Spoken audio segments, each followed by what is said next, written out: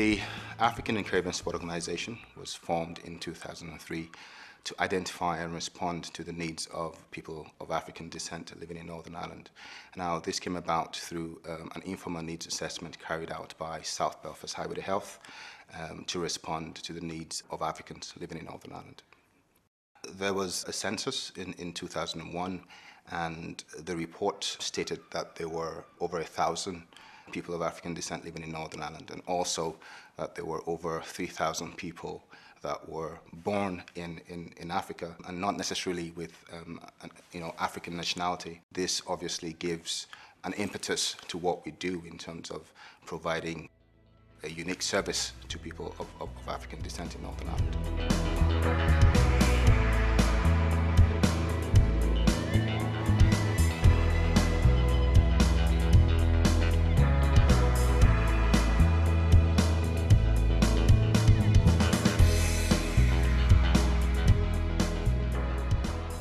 Currently, we're working on a project funded by the European Commission, looking at images and messages of Africa and Africans and how this impacts on perception. And this has led to trying to gauge and have an understanding of the challenges faced by service providers and communities.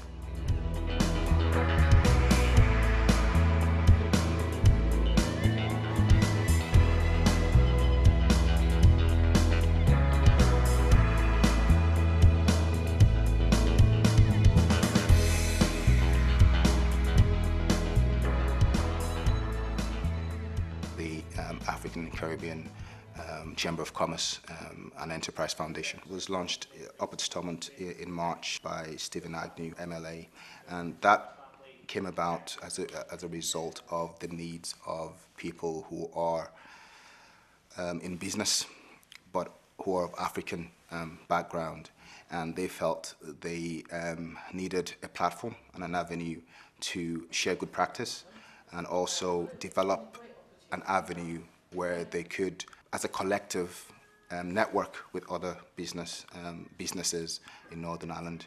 And I think that was what brought about the launch of that particular initiative. Now, it's an independent initiative, but Acsoni, we're quite proud and delighted to be of support of the business initiative.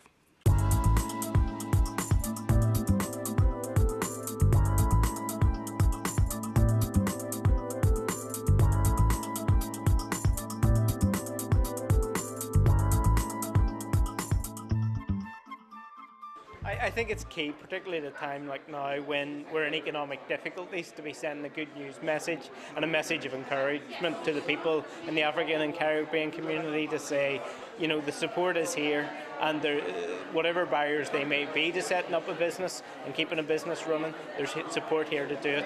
And indeed today there was many examples of success in doing that to inspire people to follow that lead.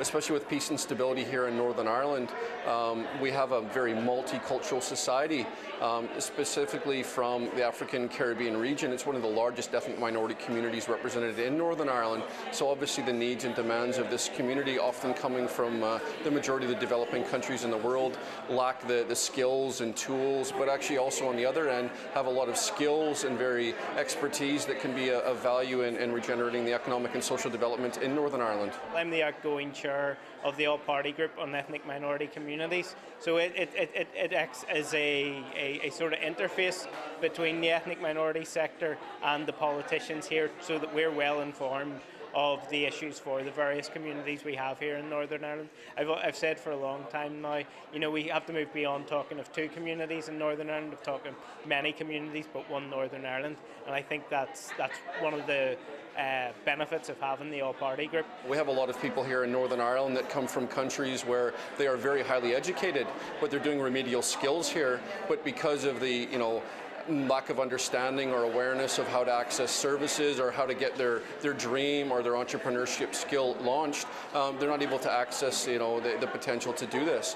We are aware that language is a key issue, and the ability to speak English has an impact on how people integrate into society and how they have access to employment opportunities as well. So language is obviously an issue, and also being able to access maybe grants, for instance, maybe because there's no history in terms of their credit rating or whatever. So there are challenges there in terms of getting the financial support that would enable them develop their businesses further. We need to look at here not just locally and making sure that we get the maximum full economic potential out of all of its citizens, including the newer ones, but making sure that we can look at bigger world markets, creating new opportunities, new relationships, friendships, and looking at new ideas. Over the years, in terms of the development of Acsoni itself, I mean, women have played a key role in the development and in the management of the organization. We have a women's network.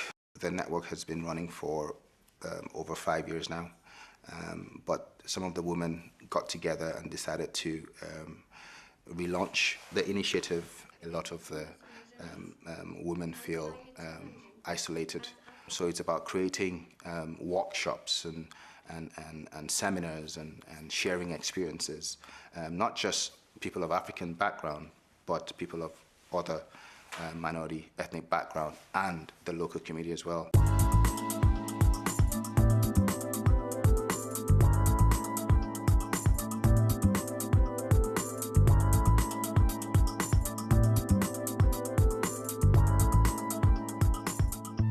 I'm really delighted to see this as an initiative that's been launched by Acsoni, and I'm delighted to see the sheer number of minority ethnic women represented here today.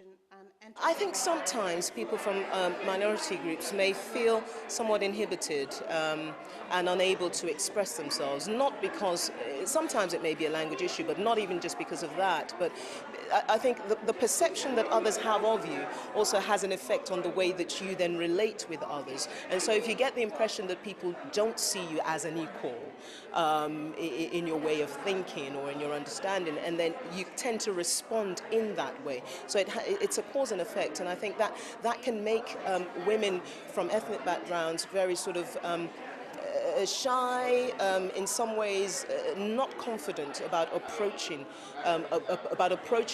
organizations or bodies for help. I think one of the difficulties is really that this society has been fairly homogeneous. So it's difficult for people to break through and have their voices heard and their needs heard. And the difficulty is for Northern Ireland society to adjust and to understand that people come from different places and have different needs, and we're all on a journey of life, and to treat people as individuals, so that when someone has a need for a particular service or building a friendship, that there's an open hand and a welcome hand extended. Sometimes there's a lot of misunderstanding, misconceptions. There's a different cultures and people not understanding each other's cultures and a lack of awareness. And I think education is key to that. But the more women from ethnic minorities contribute to the decision-making process and make their voices heard, use organizations like WIN to go through them and help promote their views, or even help promote them to move into decision making, and give them that platform to speak out and let their voices be heard, because at the end of the day they are part of the community, and the more they become visible, the more they become accepted by the communities they live in. Well, as a member of the Chinese community, I can say that women from the Chinese community would face some of the issues that a lot of the ethnic minorities communities here face. One is some of them are from the first generation, so they came over here in the 1960s, so a lot of them still suffer from the language barrier. However, in the last couple of years we have seen an increase of Chinese migrants, particularly after 1997 when Hong Kong was given back to China. So the gates have opened for a lot of Chinese population from the area of China to come here. So we have seen again almost a repeat of history where the language barrier has happened again. It is about a difficulty maybe to access services, maybe opportunities for Chinese women to be maybe mixed with other ethnic minority communities and also with the local communities. And I think today's launch of this Women's Intercultural Network will help women of all backgrounds, including the Chinese community. In terms of developing a more intercultural society, it seems to me that what seems to work is face-to-face contact. People get to know one another as human beings and as friends and have a better appreciation. And the other is that around the whole area of services, that for women to organise things that actually talk about, you know, what is it like for people trying to have babies here? What is it like for people, women trying to step into public life from a minority ethnic background? What is it like in terms of being listened to around access to jobs, access to services, and also to bring a global story and to bring a story that makes that common cause in terms of feminism, in terms of human rights. I think WIN, particularly as an organisation, can assist us with shaping the new society that we are hopefully going to emerge into.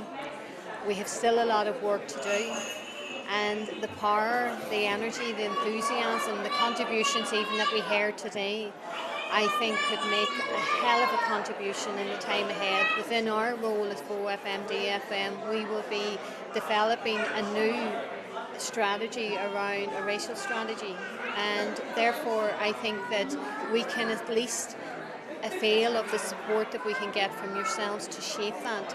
You must remember that the women in the Women's Intercultural Network are from all areas in the world. That's what we need in Northern Ireland. We need an openness, we need an opening. We need people to understand that they're not in this wee enclave where nobody wants to challenge anything. I think we need this. As a woman who's been engaged in political and public life for over 30 years, I've seen it because I've worked in politics where there's very few women, relatively speaking. I've worked in community, and I've seen the work that women do in community during our bad times. They saved lives. Women saved lives in the bad times, and they continue to save lives in other ways, hopefully, not through violence but through others. So this establishment of this organisation, for me, is just a wonderful step forward. One of the events that we held recently was the Intercultural Live Lounge. We wanted members of our community and the Black and minority ethnic sector and the local community as well to have a platform to interface with the politicians, with government officials, to discuss some of the pertinent issues and mainstream issues like the issue of immigration, human trafficking, and also community relations generally, and access to public services as well. And a lot of key points were discussed, and it was quite an enlightening and informative session. I think when it comes to integration, you can't ask an individual to come to Northern Ireland and integrate. There have to be a community organisation. It has to be organised work, and they have to be support to help those individuals to integrate. So integration is not one way, it's from both sides. And that's the way I look at it. At the minute, a lot of community organizations are struggling with funding, and they don't have the resources, and organization rely 100% on volunteers. With the recession, it's quite clear that both sides of the community, people are experiencing difficulties in accessing some of the services that would have been very easily accessible within the community. But I think from my own experience and from talking to people I work with, it's perhaps twice more recognized problem within the Black and ethnic minority. Whether you're talking in terms of health issues, how they can access those health services available for them, whether it's in terms of education, and even on very basic things like the basic essential things within a family. And there are people who are already dealing with what we might say multi-layered issues, whether in terms of immigration status. Maybe that's a big worry for them, and that kind of hampers them from accessing certain services within the community. I think as there is competition more and more for the small amount of resource that's available, I think people, whether intentionally or otherwise, will hold others to account for the fact that they feel that they're less well off than they used to be. And as always, people who are different become a scapegoat for the society's own problems.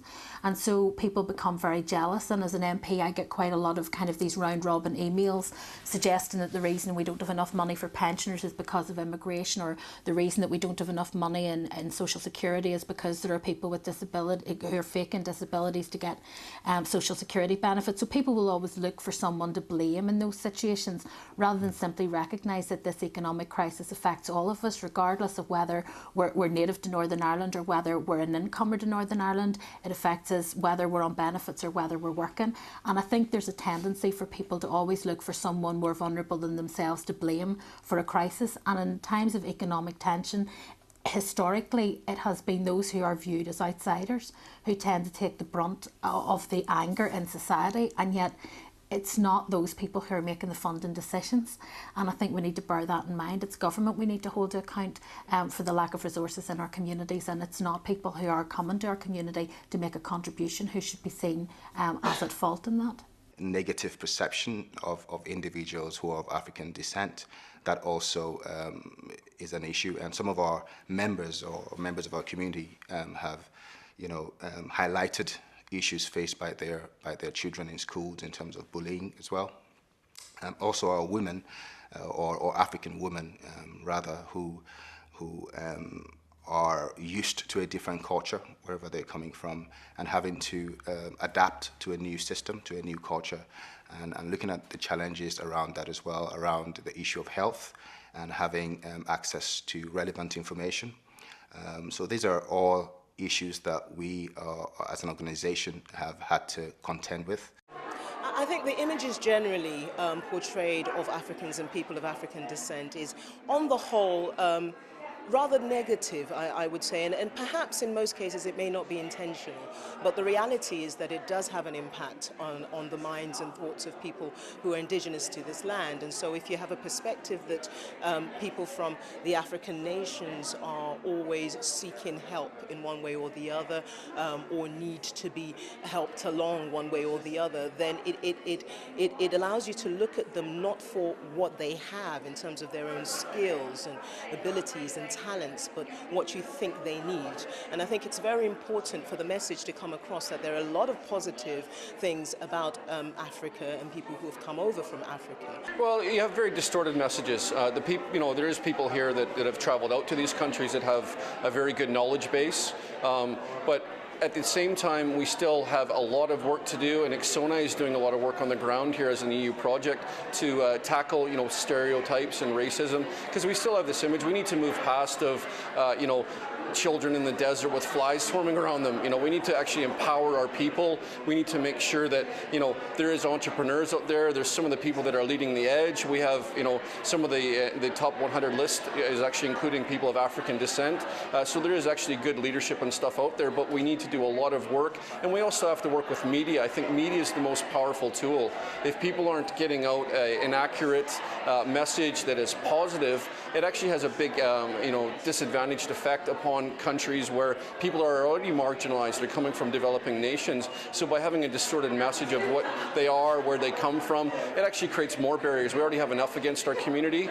We need to be positive, to build and actually make sure that we're getting the most out of every community. Hopefully the various projects that we've highlighted would continue into the future, and we'll be able to have access to the support that we need, because we've seen the benefit of the various projects that we've carried out over the years in promoting good relations, community cohesion, and we feel it fits in with the Programme for Government, cohesion, sharing and integration. So we look forward to an ongoing project delivery, even as we look forward to the future. So with me innocent skin, me walking pon a war already raging, bombs already blazing, fires ignited and silently burning across the divide, beyond the peace line, in the peace wall shadow where the sun no shine. That's why them tell me say, daffodils no grow. And then me check myself. What me really know about deep-rooted distrust of the other? Catholic, Protestant. That no bother me. Me live free of them label there, trying to be me. Put food on my table, raise my family to be upstanding citizens in a progressive land where the information revolution have potential to turn my boy into a man. Fi take me teenager dream, turn them into a plan, and take him plan them, turn reality. But bam! That brick through the window. It's not simply saying, move out because your skin color is wrong. It's not simply saying, you're different or you're strange. It's emphatically declaring, you don't belong. It's saying, you're a stranger. And upon St. Patrick's Hill, that spells danger. And the traditional response is violence. And in the ensuing silence, while the politicians them busy with the economic recovery plan, the community speak with them pocket and with them feet. Feed them food hamper is an alternate voice, buoyed on by the church's choice to intervene, to comfort, to rescue.